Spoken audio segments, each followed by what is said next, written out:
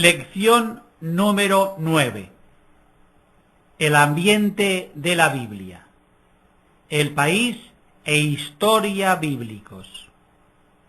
¿Sabemos lo que necesitamos cuando leemos la Biblia para entenderla bien? Conocer el ambiente de la Biblia. Hoy vamos a hacer esto, dar unas nociones sobre el país, historia y ambiente en que fue escrita la palabra de Dios, que la Biblia nos guarda y nos da. Conocer esas circunstancias nos hará mucho más agradable su lectura. ¿Qué piensan ustedes si hoy les quiero hablar sobre el Japón? ¿Por qué y por dónde creen que debo comenzar? No resulta muy difícil responder. Empiece por decirnos, si no sabemos geografía e historia, quién es y dónde está ese pueblo. Pues esto es lo que nos ocurre con la Biblia. Antes de meternos en el estudio y aun en la simple lectura de la Sagrada Biblia, es muy conveniente estar ambientados en el terreno y en el tiempo en que se desarrolló la composición de los libros santos. Y eso es lo que vamos a hacer hoy. Creo nos gustará a todos el que nos exponga algunas nociones sobre el país, la historia, la lengua del pueblo judío. A esto se va a reducir nuestra lección. Y comienzo con una sugerencia. Si queremos hablar del país, ante todo, no estaría mal que tuviéramos a mano un pequeño mapa del Oriente Medio, tal como lo suelen traer todas las Biblias. Aprendan a retenerlo en la mente. No cuesta nada abrir el libro. Aquí tengo el mapa. Sabemos que Abraham, con quien comienza la historia bíblica, salió de Mesopotamia, aquí. Se dirigió hacia el oeste hasta llegar a las cercanías del mar Mediterráneo y se estableció en el país de Canaán, todo esto. Tierra que le promete Dios dar a la que será su descendencia. Es grande territorialmente. Este trozo de tierra es pequeño, de norte a sur poco más de 200 kilómetros, y de la Transjordania al mar Mediterráneo una media de 85 kilómetros, un total pues de unos 30.000 kilómetros cuadrados. Para ser la tierra de una nación importante, hay que decir que es un país pequeño. Pequeño, pero va a tener una importancia enorme. Canaán o Palestina, como se le llamó posteriormente, está en el centro de la llamada Medialuna Fértil, la rica región que se extiende desde Mesopotamia en el este, aquí, hasta Egipto en el oeste, todo esto. Debajo de ella, hacia el sur, empieza el desierto de Arabia. Para recordarlo bien, la tierra que va desde el actual Irak hasta Egipto en África, con el desierto de Arabia en el sur y con el mar Mediterráneo al oeste. Así es. Aunque los exploradores de Moisés y de Josué la colmaron de elogios, la llamaron tierra que emana leche y miel, el país tiene contrastes muy marcados. Tierras fértiles eran las llanuras de Filistea y Galilea, que arrancan de las estribaciones del monte Líbano en el norte. La Samaria ya no era tan rica. El centro, del norte a sur, hasta más abajo de Jerusalén, era montañoso, más apto para el pastoreo que para la agricultura. ¿Y el río Jordán no servía para regar las tierras? Para nada, porque la depresión de Jordán, el único río que cruza el país de arriba a abajo, es muy honda. En el sur llega casi a los 400 metros bajo el nivel del mar.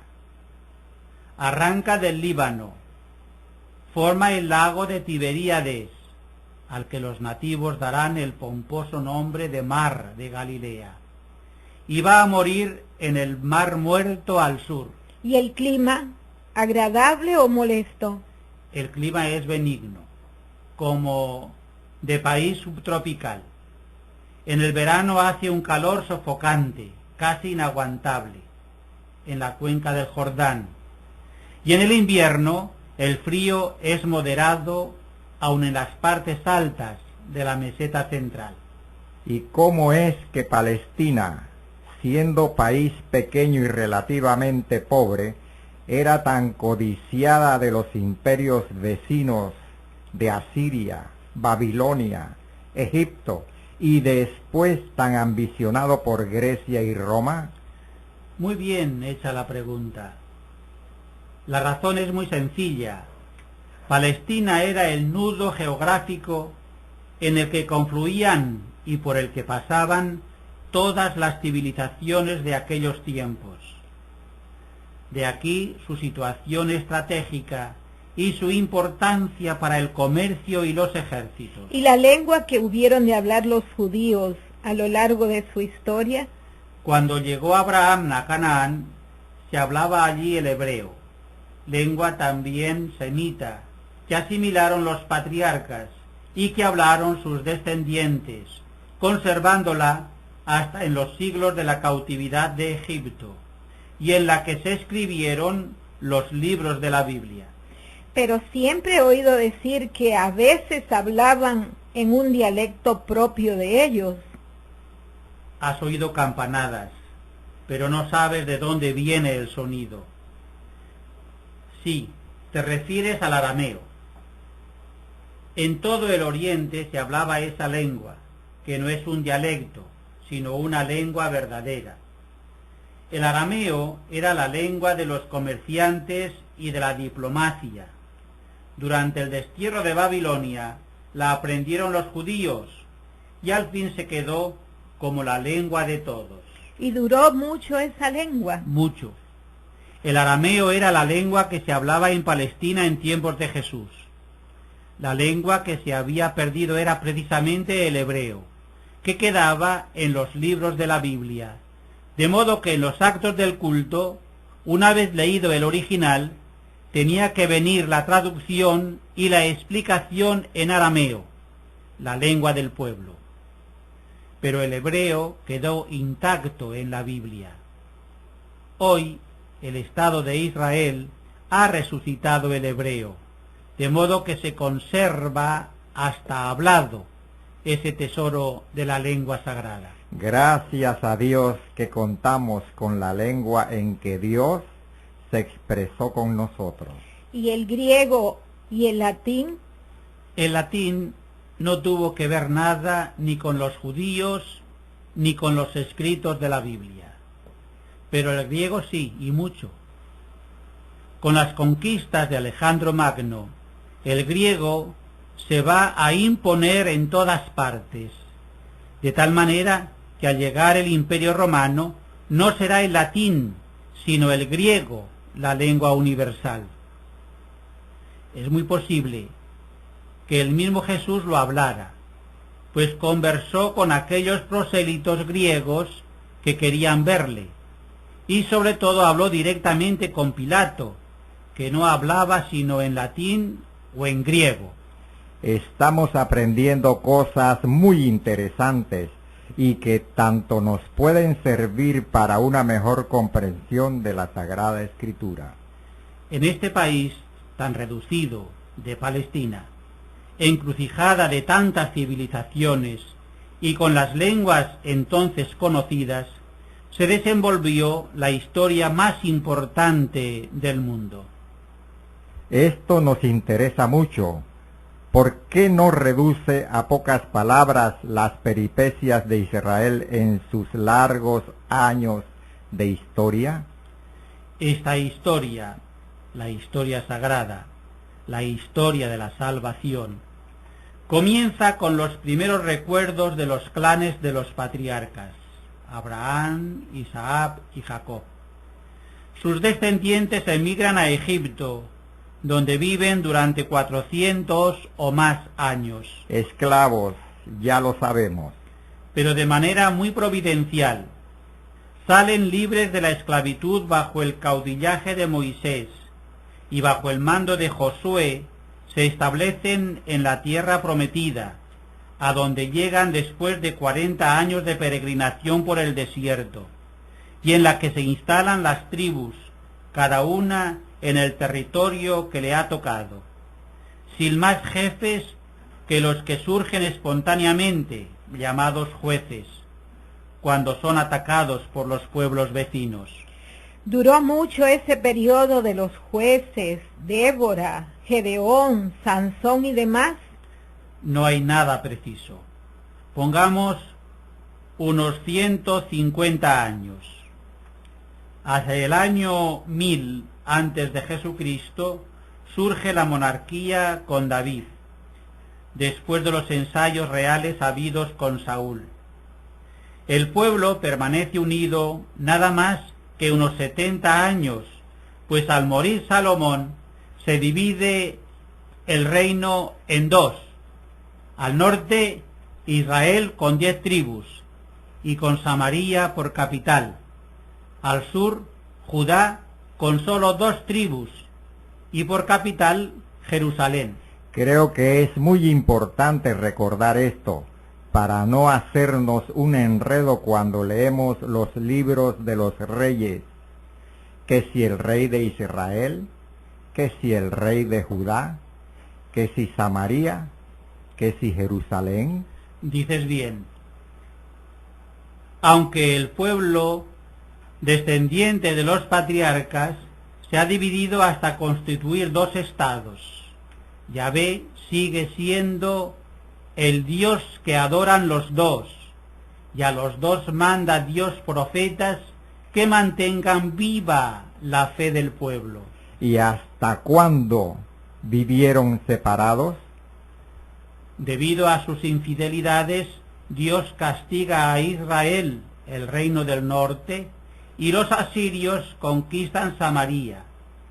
Israel es deportado en masa a Nínive, donde el reino del norte desaparece, diluido entre aquellas gentes. Esto ocurría el año 721 antes de Jesucristo. Y el reino de Judá, el de Jerusalén, el del templo, ¿siguió en paz? Le va a pasar lo mismo que a Israel, pero con una enorme diferencia, que regresará del destierro. El año 587 Nabucodonosor toma Jerusalén, derriba el templo, destruye la ciudad y se lleva cautivo a Babilonia a todo el pueblo de Judá, que vivirá desterrado 70 años. Una prueba demasiado dura para toda una nación. ¿Cómo se las va a arreglar? Pero no va a morir la fe de Judá en su Dios, ni va a morir tampoco todo el pueblo para siempre. Dios, fiel a su promesa hecha a Abraham y a David, salvará a su pueblo después de haberlo purificado de sus idolatrías e infidelidades. ¿Cómo fue ese regreso de Judá a su tierra de Palestina? Ciro el persa, que ha conquistado Babilonia, arrebatándola a los caldeos, da a los judíos la autorización de volver a su tierra, reedificar el templo y constituirse de nuevo en estado, cosa que realizan bajo la guía de grandes hombres como Zorobabel, Nehemías, Esdras. Esto ocurre en el siglo V antes de Jesucristo. ¿Y cómo se portó en adelante Judá con su Dios después de semejantes escarmientos? El exilio hizo reflexionar a Israel, que se purificó y volvió generosamente a su Dios, del que ya no apostataría nunca. Al contrario, en estos tiempos es cuando nace el llamado judaísmo, movimiento político-religioso, que se distingue por una fidelidad insobornable a Dios. Vendrán las conquistas de Alejandro Magno y la opresión ejercida por los sucesores, pero Israel se mantendrá siempre fiel. Con los macabeos, ya poco antes de Cristo, esta fidelidad llegará a su apogeo y creará héroes y mártires grandiosos. Tengo entendido que muchos judíos vivían fuera de Palestina. A partir del destierro, el pueblo judío se esparció por todas partes de los imperios griego y después romano. Fue una enorme providencia de Dios que así preparaba maravillosamente los caminos del Evangelio.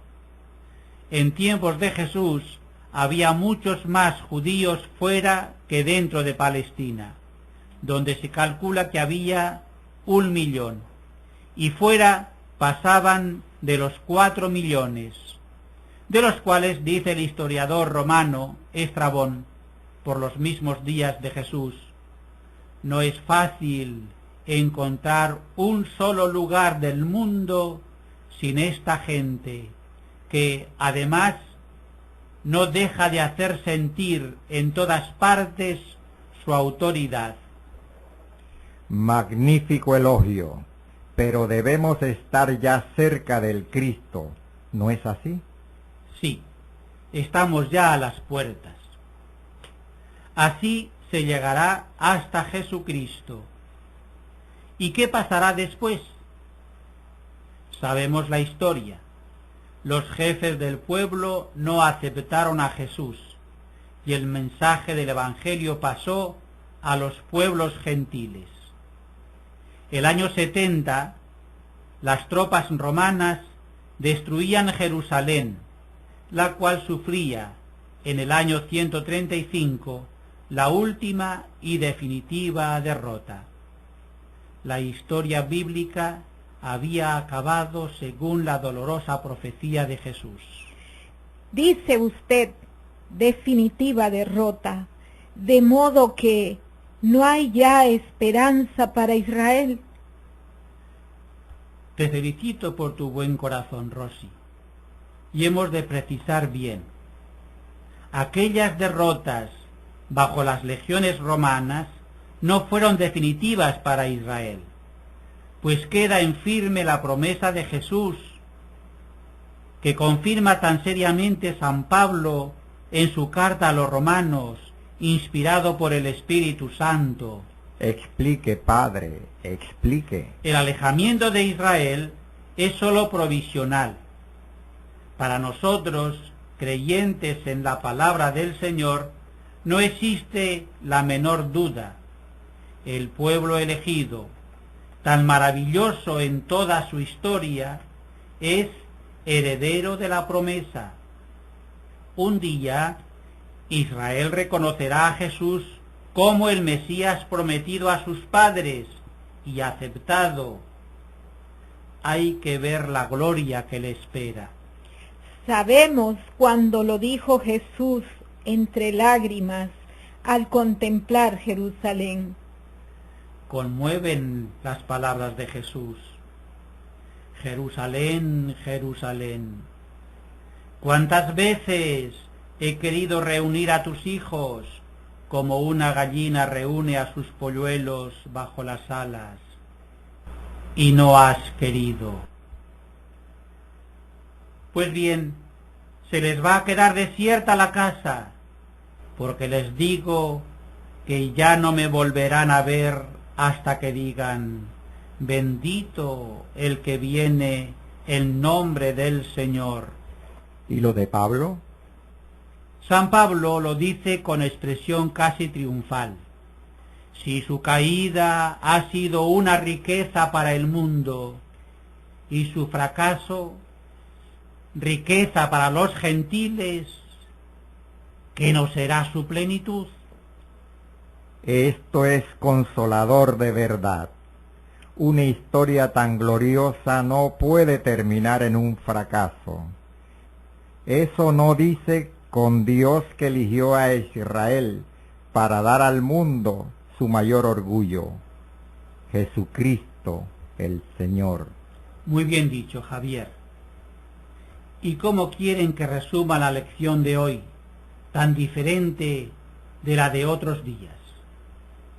Digamos brevemente esto. Primero, Palestina, la tierra en que se desarrolló el mundo de la Biblia, era un terreno pequeño, de unos 30.000 kilómetros cuadrados a lo más, que daba al mar Mediterráneo en el Oriente Medio. Segundo, como un consejo, conviene tener a mano un mapa de los países bíblicos antiguos. Hoy lo traen casi todas las Biblias, pues ayuda mucho para situarse bien al leer la Sagrada Escritura. Tercero, Israel no está excluido por Dios del reino mesiánico, al contrario. Su alejamiento es solamente provisional. Dios lo llamó antes que a nosotros, y como dice San Pablo, son muy amados de Dios, porque los dones y la vocación de Dios son irrevocables. Si es así, vale la pena soñar divinamente en la historia de Israel.